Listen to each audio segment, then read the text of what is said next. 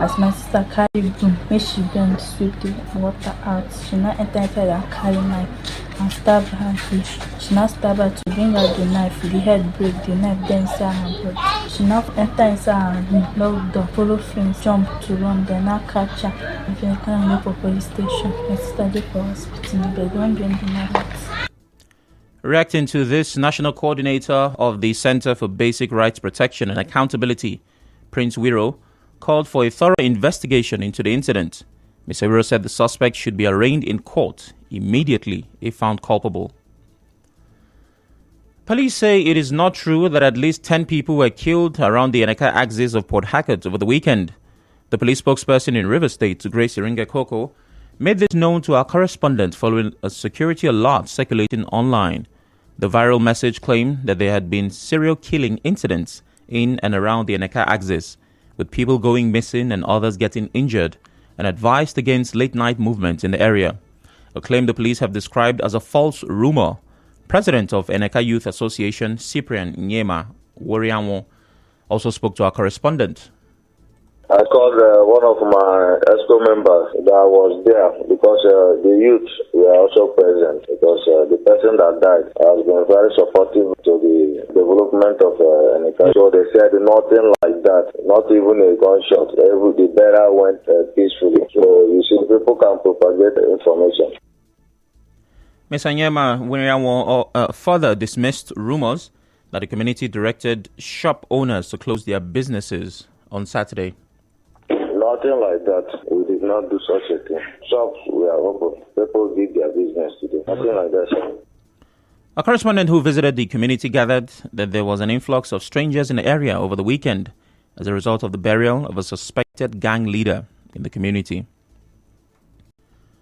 Moving on, following the seeming delay by the Rivers State government and other flood-prone states to prepare for this year's flooding, the National Emergency Management Agency, NEMA, says it will write to Governor Siminalayi Fubara and other state governors to remind them of the likelihood of serious flooding this year. In a statement, NEMA's head of media and publicity, Ezekiel Manzo, said the aim is to speed up the provision of mitigating factors. Mr. Manzo told journalists that the agency wants the state governments to have a deep understanding of the impending problem and the possible solutions. Recall that NIMET had repeatedly predicted that parts of rivers and several other states will experience severe flooding this year. Still ahead, NAFDAC to begin clinical trial of malaria vaccine nationwide. Stay tuned.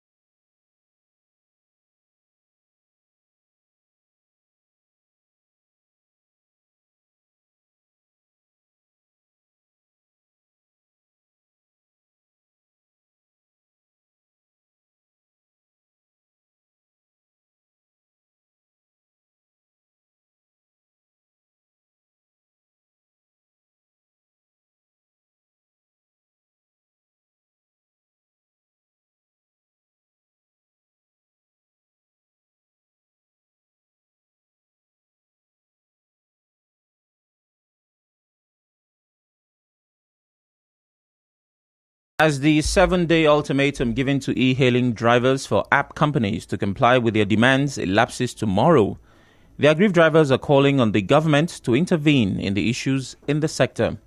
The e-hailing drivers, under the aegis of Amalgamated Union of App-Based Transport Workers of Nigeria, were on a nationwide strike demanding an increase in transportation fare up to 200%, reduction in commission by 50%, 2,000 naira minimum trip, and 5% discount for passengers, among others. The union is also demanding that the app firms reopened the blocked accounts of drivers to enable them to carry out their obligations. A statement by the union's spokesman, Josie Adaraniwo, said the app companies, including Bolt, Uber, Lagrid, among others, have failed to meet the demands of the drivers.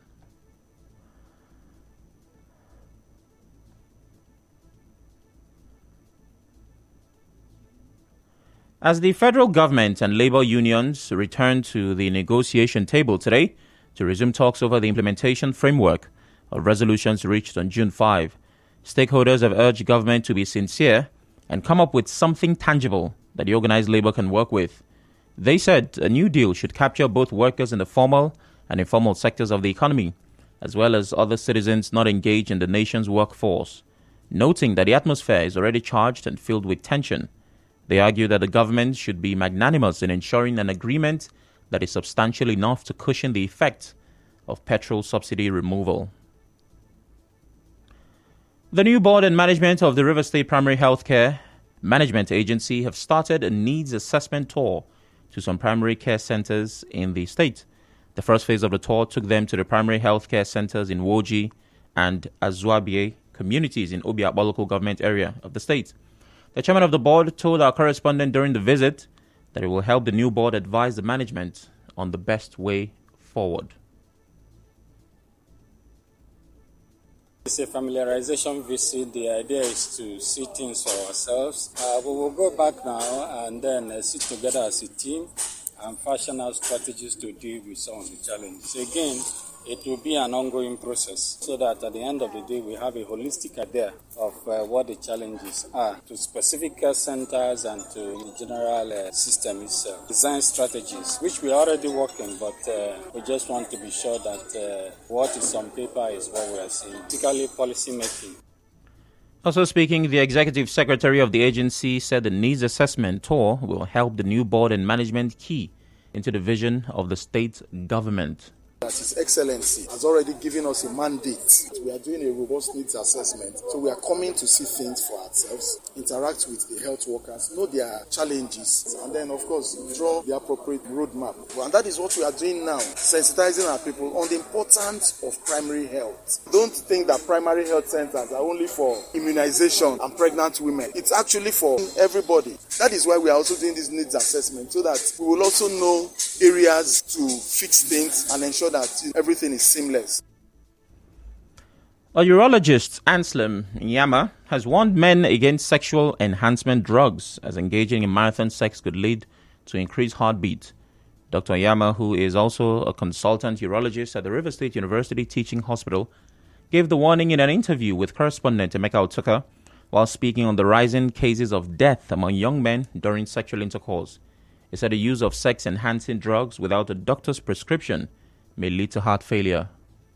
Those drugs makes the heart to beat faster than normal. That's why we say sexual athleticism. Somebody playing football or having a 100 meters dash. So your heart will be beating faster than normal to supply the required oxygen that you need. So if somebody has a marginal heart disease like hypertension before start gasping for air, and if it doesn't stop and other actions taken, you say the heart will just stop working. What we say that the heart has decompensated because it was managing with your normal day-to-day activities. But when you give it more load, it will not decompensate. It's just like a vehicle that is not strong. You now put overload on it to climb a hill. It won't be able to climb. It will stop. So that is exactly what has happened to that man. Those drugs can only be taken under prescription. Dr. Yam also spoke on the health implications of sexual enhancement drugs.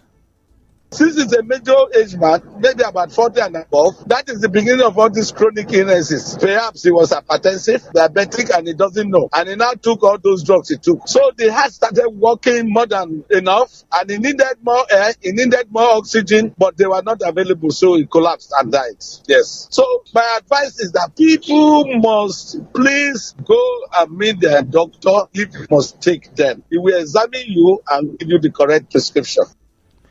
Yesterday, there were reports that a married man from Imo State, Chikwado Obiyo, died after a sex romp with his married lover, simply identified as Chidinma. The lover, said to be a mother of two from River State, slipped into a coma and was rushed to a hospital in the area.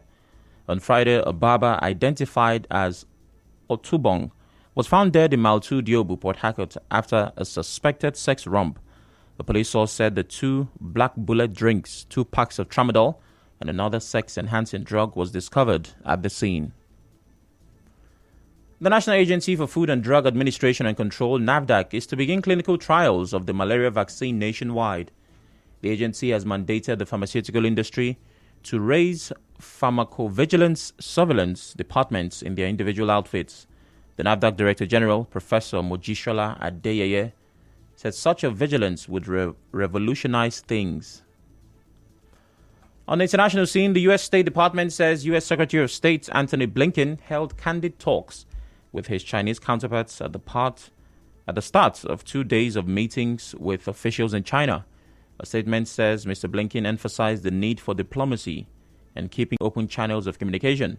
His trip is the first by a top U.S. diplomat to China in almost 5 years.